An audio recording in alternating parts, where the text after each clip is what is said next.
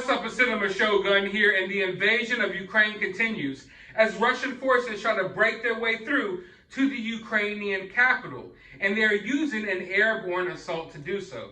I have obtained several videos of Russian helicopters carrying out a full-scale assault on their way to the Ukrainian capital. Now, Russia is claiming that Ukrainian citizens have nothing to worry about, that Ukrainian citizens will be perfectly safe, but we know for a fact that isn't true. I know for a fact that with my own two eyes, I have seen several videos of what appears to be civilian casualties. So we know that isn't true. Also, what we know isn't true is Russia claims that there aren't boots on the ground yet. They're saying this isn't an invasion, that the only attacks that have taken place are through the air, that they have no troops on the ground. Yet, in my last video, I showed you all footage of Russian troops literally coming into Ukraine. Just dozens upon dozens of tanks rolling into Ukraine from Belarus. So we also know that is a lie. I would encourage you all, if you've been getting your information from Ukraine, if you've been getting your information from Russia, or you've been getting your news about the situation from Russia, you're probably getting it from the wrong place, because I want you all to remember that 2 or 3 days ago, Russia was acting like it was preposterous. It was unheard of that they would invade Ukraine. How could anyone even say that? They were calling it rumors. They were making fun of people who were calling them out for building these troops up on the Ukrainian border, and they were saying it was all hogwash. Now here we are today, and a full-scale invasion is taking place. So if you've been listening to Russian news about the situation, I don't know what to tell you, but you've definitely been getting the wrong information, because that should be a key indicator to tell you that they have been lying from the beginning. Now, we also got official confirmation that Ukraine has now officially cut all diplomatic ties with Russia. And that was for some reason breaking news, even though it was like a common sense move. I don't think it took anyone by surprise. But they also said that anyone who wants to take up arms and fight against Ukraine, they could come to several different warehouses and depots throughout Ukraine where they're just handing out weapons to anyone who wants to fight. I don't care if you're a kid, you're a grandma, I don't care if you're a freaking dog. If you want an AK-47, if you want an assault weapon, here it is, go defend Ukraine. So it is getting crazy out there. There's been a lot of bloodshed already, but the worst of it has not begun.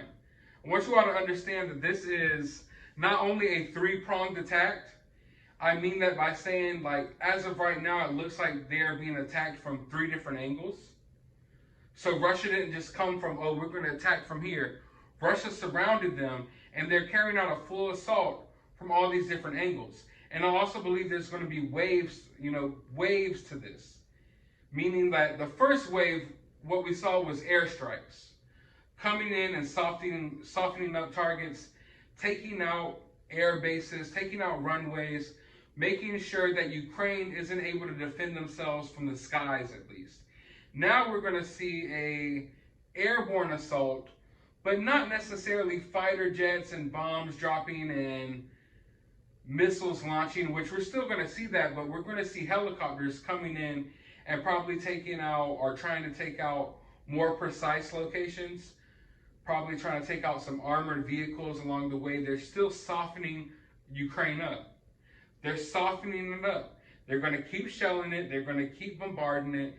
They're going to keep just riding through with their helicopters, taking out whatever military targets they can before you see the full-scale ground invasion. But we already know the full-scale ground invasion is, starting to take place, and they're getting the troops in the positions. But the worst of the worst has not come yet. The worst of the worst has not come yet. And I think the rest of the world gets a sense of that. Maybe not here in America, but in Europe, they're taking this very seriously. So seriously that they have now they've triggered a NATO Article 4. Now, for those of you all who don't know what a NATO Article 4 is, basically this is when a country that's in NATO, they can call an emergency meeting if they issue this, Article 4. They can issue an emergency meeting at any time of the day, any time of the night, when they feel like they are at risk, when they feel like their borders are at risk.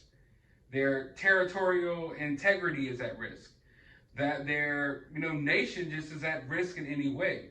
And now Estonia, Latvia, Lithuania, and Poland and other allies have agreed to hold consultations under NATO's Article 4 on Thursday morning after Russia attacked Ukraine.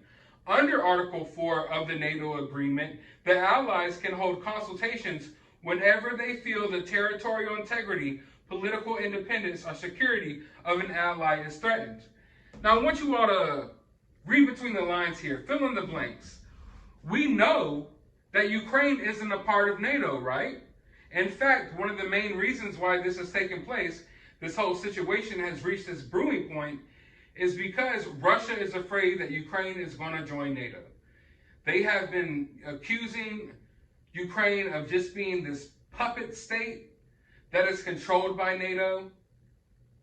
And that's really one of the main reasons why this conflict has started. So, being that Ukraine isn't a part of NATO, they couldn't issue this Article 4 about Ukraine. They aren't issuing this Article 4 because of Ukraine. They're issuing it because they're afraid that this is going to go beyond Ukraine. In fact, they may even have some inside information that that is indeed Putin's plans. I'm not sure of that. I can't confirm that. But I've told you all from the beginning, when I've been watching the situation play out, I told you all months ago that I don't think Putin plans on stopping at Ukraine. If you've listened to his speeches, he doesn't sound like he plans on stopping at Ukraine. He wants to get the USSR back together. These other countries that were formerly part of the USSR know that. That's why they went ahead and issued these articles, because they believe that once Ukraine is taken over, and it's looking like Ukraine is going to get taken over, possibly by tomorrow. This happened really quickly. I'll tell you that. I expected it to be days before Russia even made it as far into Ukraine as they've already have. So I'm not sure how crazy this situation is going to get in the coming hours. I do know I need some sleep. So I'm definitely planning on getting some sleep, but I'm going to be covering it more tomorrow. And, as the story develops, but the fact that they've issued this Article 4 lets you know that they are afraid that this is going to spill over to something more. They're afraid that Russia and Putin are going to try to come after them next. And that can happen sooner than you think. But for now, I'm going to hear your thoughts about this down in the comments below. And I'm going to go get some sleep. But please just pray and be thankful that you aren't in this situation. Pray for the people of Ukraine. Pray for the people of Russia who don't even want this situation to happen.